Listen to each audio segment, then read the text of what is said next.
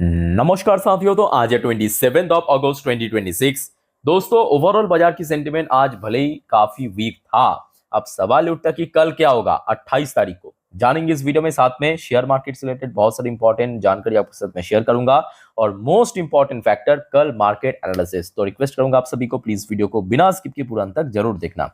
अच्छा, वैसे दोस्तों आगे बढ़ने से पहले एक बार जरा आप चेक कर लेना, तो आपने ऑलरेडी इस चैनल को सब्सक्राइब किया या नहीं किया। अगर आपने नहीं किया तो फटाफट अभी सब्सक्राइब कर लीजिए सर, और साथ में जो नोटिफिकेशन बेल आइकन है इसको जरूर दबाना, ताकि आगे आने वाले हर एक वीडियो की नोटिफिकेशन प्रॉपर्ली आप तक पहुंच सके। और देखिए, आज दिन की मैं ऑलरेडी 4 इंपॉर्टेंट टॉपिक और वीडियो अपलोड कर चुका हूं। एक बार आपने नहीं देखा तो चेकआउट करके भी आना।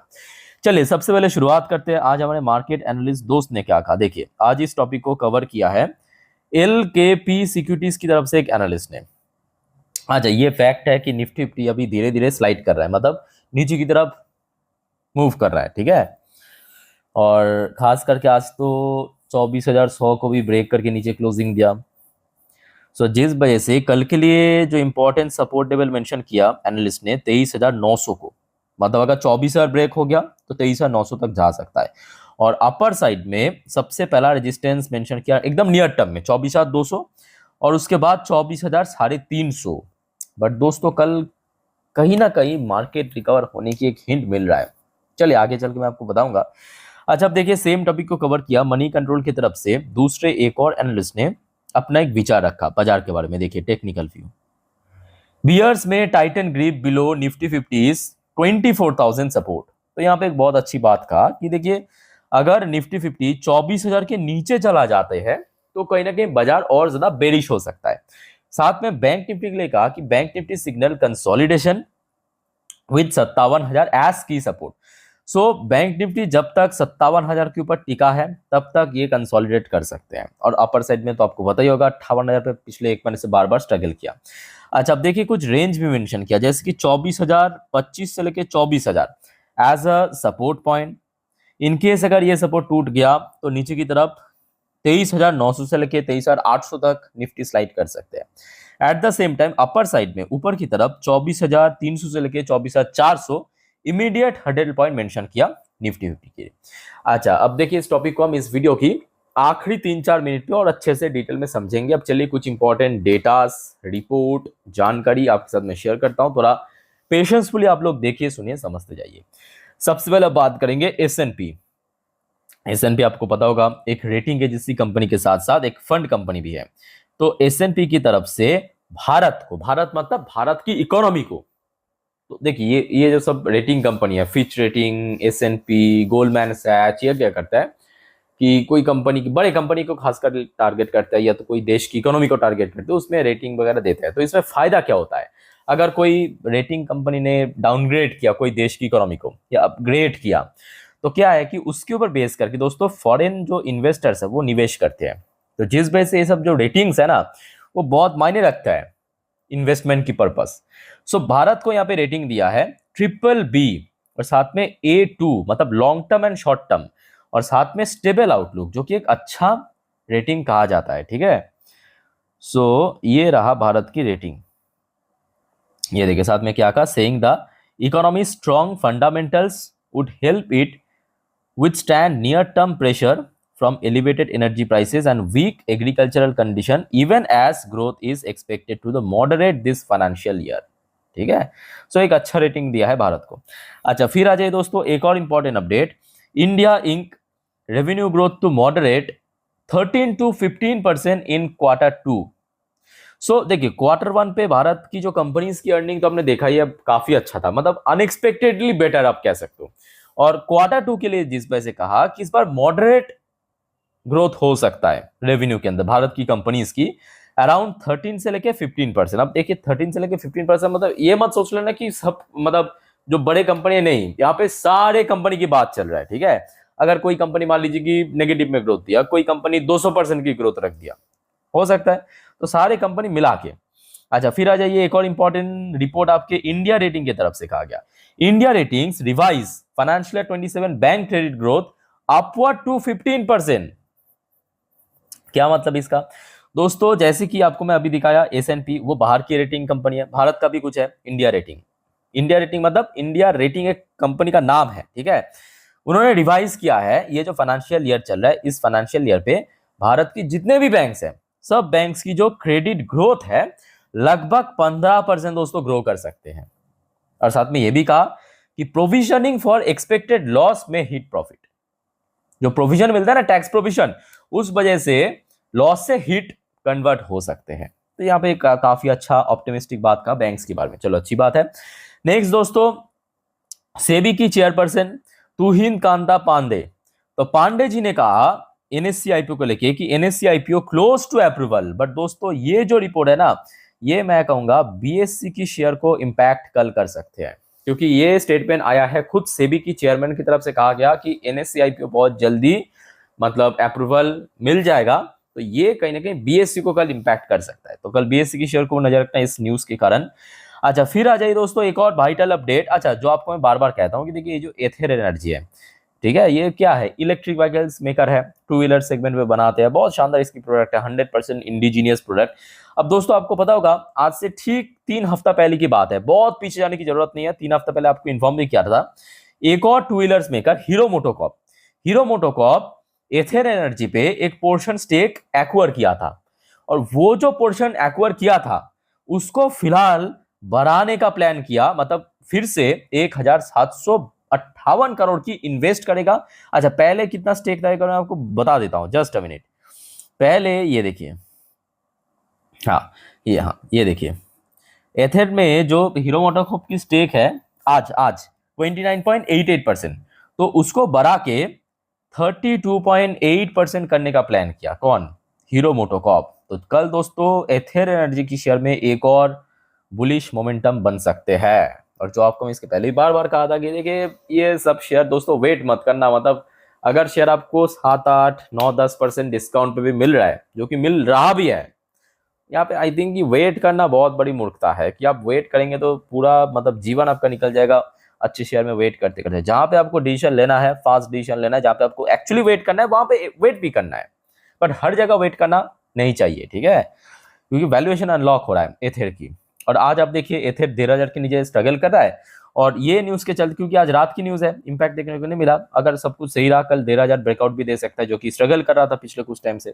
अच्छा, आप देखिए भारत की यूनियन मिनिस्टर नितिन गडकरी साहब की तरफ से भी कुछ कहा, वही ईवी के ऊपर, कि इंडिया की जो ईवी मार्केट है लगभग 20 लाख करोड़ पे पहुंच जाएगा 2030 तक, 5 करोड़ जॉब क्रिएशन होगा जिसके थ्रू।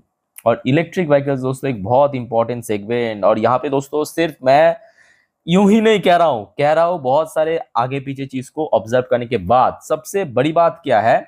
ऑयल। दोस्तों भारत जो है आज 90% ऑयल बाहर से इंपोर्ट करते हैं, ये चीज आप समझिए, और यही वजह है कि स्टेट ऑफ हॉर्मुज ब्लॉकेड होने के कारण भारत को दिक्कत हो रहा है बहुत ज्यादा, समझ आ रहा है? तो वो जो डिपेंडेंसी है उसको कम करने के लिए बहुत अच्छा उपाय क्या है कि हम लोग दोस्तों ईवी में कन्वर्ट हो जाए, क्योंकि oil consumption basically car bikes में बहुत भारी मात्रा पर, देखिए इंडस्ट्री में होता है बट वो नीड है, उसको हम बदल नहीं सकते, इंडस्ट्री को उसको हम रिन्यूएबल के थ्रू बदल सकते हैं, बट जो हमारे कार बाइक्स है उसको हम इलेक्ट्रिक व्हीकल्स में बदल सकते हैं, तो डिपेंडेंसी क्या होगा, कम हो जाएगा। तो जिस वजह से दोस्तों ये जो ईवी इंडस्ट्री है इतना तेजी से बढ़ रहा है, इसको मिस मत करना, ठीक है। अच्छा, नेक्स्ट आ जाइए जो, अच्छा मैं आपको स्टेप बाय स्टेप ही लेके चल रहा हूँ। E20 को लेकर इतना चर्चा चल रहा है चारों ओर, यहाँ पे बीपीसीएल की तरफ से एक बहुत इंपॉर्टेंट जानकारी मिला कि E10 जो फ्यूल है for older vehicles on the table, but no plan to replace E20 petrol. तो E20 पेट्रोल है उसको तो रिप्लेस नहीं होगा, बट जो पुराने मॉडल की, पुराने वर्जन की व्हीकल्स है उसमें E10 आप चाहे तो डलवा सकते हो, उसके लिए बीपीसीएल तैयार कर रहा है, ठीक है। अच्छा, एक और अपडेट ले लीजिए मोदी की तरफ से, PM Modi, prime minister Modi ji to undertake 4-day visit, 4 दिन की टोटल विजिट है उज्बेकिस्तान, कजाकिस्तान, रशिया के ठीक बगल में, ठीक है। यहाँ पे विजिट है, लेट्स सी वहाँ पे क्या कुछ डील एग्रीमेंट साइन करते हैं, तो जो भी अपडेट आएगा इस बारे में मैं आपको जरूर जानकारी दे दूंगा। आज साथियों आगे बढ़ते हैं नेक्स्ट टॉपिक पे, पर उसके पहले एक और इंपॉर्टेंट बात, देखिए हर रोज जैसे कि आपको 5-6 वीडियो देता ही हूँ फ्री में, वो तो हर रोज ही आएगा, पर उसके साथ साथ साथियों अगर आपको पोर्टफोलियो रिव्यू, स्टॉक सजेशंस या आपकी जो भी क्वेश्चन आता है कमेंट पे उसका मैं रिप्लाई कर दूं, इस प्रकार की फैसिलिटी पाने के लिए जरूर साथियों मेंबरशिप ले लेना इस चैनल की ज्वाइन बटन को प्रेस करके, जो शुरुआत होता है ओनली 59 रुपीज से। और स्पेशली अगर आपको पोर्टफोलियो रिव्यू करना है तो उसके लिए प्लैटिनम कार्ड जरूर लेना, ठीक है। और जितने भी प्लैटिनम कार्ड के मेंबर्स हैं मैं सबको कहूंगा एक बार प्लीज इस चैनल की जो कम्युनिटी पोस्ट है चेकआउट कर लेना। वहां पे मैं ऑलरेडी पोर्टफोलियो रिव्यू का जो प्रोसेस है दे चुका हूँ, ठीक है। चलो आगे बढ़ते हैं। फिलहाल यूएस मार्केट अच्छी मूड में है। यूएस में आप देखिए दोपहर 12:43 पे डॉ जोन्स की पोजीशन जहाँ पे 0.38% ऊपर, थोड़ा बहुत ऊपर नीचे वॉलेटाइल है बट स्टिल पॉजिटिव है। नैस्डैक कंपोजिट तो बहुत अच्छी रेंज पे ही चल रहा है, लगभग 1.5% ऊपर, 1.53% ऊपर चल रहा है। लाइफ टाइम हाई अभी पहुंचना बाकी है बट स्टिल अच्छी पोजीशन को होल्ड करा है। अच्छा, वैसे क्रूड ऑयल प्राइस में आज सुबह से लेके अभी तक कोई बहुत बड़ा चेंज नहीं हुआ। सुबह में वही $87 पर बैरल पे ही चल रहा था, अभी भी आप देखिए लगभग उसी रेंज के आसपास चल रहा है। तो यहाँ पे कोई बहुत बड़ी अभी दिक्कत नहीं है, बाद में देखा जाएगा जो भी होगा। अच्छा, गोल्ड प्राइस की बात करें तो गोल्ड में भी कोई बहुत बड़ी चेंज नहीं हुआ। सिल्वर पे लगभग 1.5% के आसपास हमें गेन देखने को मिला है, गेन, ठीक है। अच्छा, इंडियन करेंसी की वैल्यूएशन में भी कोई बहुत बड़ा चेंजेस देखने को नहीं मिला, पिछले 2 दिन से सेम है। अब आ जाइए कुछ इंडियन कंपनी की एडीआर वर्जन पे, जैसे कि विप्रो एडीआर वर्जन 1.64% नीचे चल रहा है। इन्फोसिस की एडीआर वर्जन लगभग 2% ऊपर पहुंच चुका है। नोट करना, आईसीआईसी बैंक की एडीआर वर्जन लगभग 0.81% नीचे, और आपके एचडीएफसी बैंक की एडीआर वर्जन लगभग 2.39% नीचे चल रहा है। वैसे आज बैंक्स में काफी गिरावट भी हुआ, खास करके एचडीएफसी बैंक की शेयर भी काफी गिरा। चलिए गिफ्ट निफ्टी की पोजीशन को दोस्तों थोड़ा सा ट्रैक कर लेते हैं। गिफ्ट निफ्टी की पोजीशन अब देखिए, ये मैं आपको दिखा रहा हूँ आज रियल टाइम डेटा, मतलब रात की, ये देखिए रात की 10:15 की डेटा 24,255 पॉइंट पे, मतलब आज दोपहर को जब बाजार बंद हुआ था उस टाइम पे जो गिफ्ट निफ्टी की क्लोजिंग था वहां से 55 पॉइंट ऊपर चल रहा है, 55 पॉइंट ऊपर चल रहा है। बट स्टिल ये दोस्तों अभी की अपडेट है, रात की अपडेट, ठीक है। कल सुबह होते होते बदल भी सकता है, अच्छा भी हो सकता है, खराब भी हो सकता है। सो दोस्तों मैं एक काम करूंगा, कल सुबह मैं अपने इंस्टाग्राम स्टोरी में गिफ्ट निफ्टी की फ्यूचर्स की अपडेट दे दूंगा। आपका काम ये रहेगा, सुबह उठ के आप लोग मेरे इंस्टाग्राम स्टोरी चेक जरूर कर लेना। तो क्या होगा, सुबह सुबह आप कंफर्म हो जाएंगे। बाय द वे मेरे इंस्टाग्राम हैंडल की लिंक आपको इस वीडियो के ठीक नीचे डिस्क्रिप्शन बॉक्स में मिल जाएगा, देख लेना, ठीक है। अच्छा, वैसे पिछले 2-4 दिन से, फिर 2-4 दिन बोलना भी गलत होगा एक्चुअली, काफी दिनों से एफआईएस की खरीदारी तो हो रहा था, भले ही मार्केट नेगेटिव में था, पॉजिटिव में था, बट आज दोस्तों लग रहा था कि एफआईएस बेचेगा, मतलब ऐसा नहीं कि बहुत बेचा, बट स्टिल बेचा तो है। 298 करोड़ की शेयर, बहुत ज्यादा ना हो बट स्टिल बेचा है। अच्छा, डीआईएस ने खरीदा 4,977 करोड़ की शेयर। बट ओवरऑल बात करें अभी पिछले 2 महीनों से, मतलब जुलाई पे भी एफआईएस की इनफ्लो था लगभग 20,000 करोड़, और अभी अगस्त का महीना चल रहा है, अगस्त में भी ओवरऑल इनफ्लो ही चल रहा है, ठीक है। तो एफआईएस की इनफ्लो जैसे जैसे होगा वैसे वैसे क्या होगा, मार्केट स्टेबल रहेगा और स्ट्रांगली रिकवर करेगा। वैसे आज TA35 यानी इजराइल की टॉप इंडेक्स रिकवर किया बहुत शानदार, 1.17% के आसपास ऊपर आके क्लोजिंग दिया क्या है। अच्छा साथियों, मार्केट से रिलेटेड जितने भी इंपॉर्टेंट अपडेट था मैं आपको दे चुका हूं। चलिए मार्केट एनालिसिस वाला पार्ट के ऊपर आपको लेके चलता हूं। तो दोस्तों अभी आपके सामने मैं ओपन कर लिया निफ्टी 50 की लास्ट 3 महीने की कैंडलस्टिक चार्ट पैटर्न। अच्छा, अब जो बात आपको मैं बताने वाला हूं ध्यान से सुनना। कल सबसे पहले कुछ सेक्टर से उसको नजर रखना। एक हो गया आपका बैंकिंग सेक्टर, दूसरा हो गया आपका मेटल सेक्टर, तीसरा हो गया आपका ऑटोमोबाइल सेक्टर, ठीक है। ये तीनों सेक्टर के ऊपर नजर रखना। अच्छा, अब आ जाइए, ये हो गया आपका एक दिन की चार्ट पैटर्न, मतलब यहाँ पे हर एक कैंडल एक एक दिन को रिप्रेजेंट कर रहा है। अच्छा, लास्ट कुछ दिनों पे हमने देखा था मार्केट में बीच बीच में कमजोरी जरूर था, बट ये जो इंडिकेटर्स है, रेड कलर की लाइन, एक बार मैं आपको नोट करके देता हूँ। ये ब्लू कलर की लाइन दिख रहा है, ये क्या है, ये है 20 डेज की EMA, मतलब एक्सपोनेंशियल मूविंग एवरेज।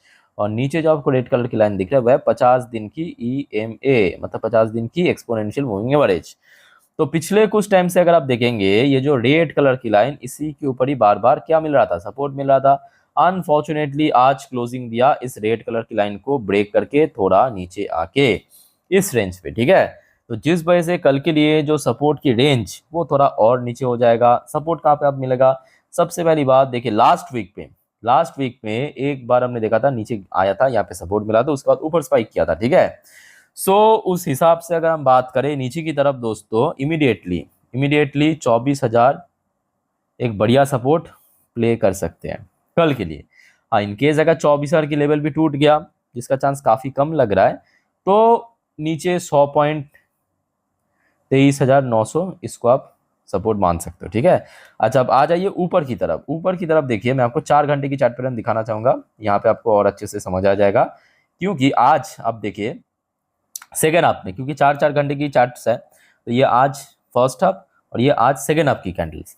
तो सेकेंड हाफ की कैंडल्स में आप देखिए, जो 4 घंटे की चार्ट पैटर्न पे ब्लू कलर की लाइन दिख रहा है ना साहब, यहाँ पे यही पे बना था रेजिस्टेंस नंबर कितना, 24,220। तो अब वो लाइन जाके थोड़ा सा नीचे कर्व हो रहा है, तो 24,200। तो कल के लिए सबसे पहला जो रेजिस्टेंस बनेगा, क्या मिल गया, 24,200। उसके बाद ये जो रेड कलर की लाइन है 4 घंटे की चार्ट, मतलब 24,300 साफ दिखाई दे रहा है आपको, ठीक है। तो रेजिस्टेंस डिफाइन हो गया, सपोर्ट डिफाइन हो गया। अब बात करेंगे बैंक निफ्टी। बैंक निफ्टी की क्लोजिंग भी आज निफ्टी की तरह, यानी ये जो दो लाइन्स आप देख सकते हो, ब्लू एंड रेड कलर की लाइन, उसके ठीक नीचे आके दिया। बट बैंक निफ्टी 57,500 को होल्ड करके दिया, ये बेस्ट पार्ट है। तो कल दोस्तों बैंक निफ्टी के लिए सबसे क्रूशियल लेवल है 57,500 को कैसे भी करके होल्ड करके रखना। होल्ड कर गया तो बढ़िया।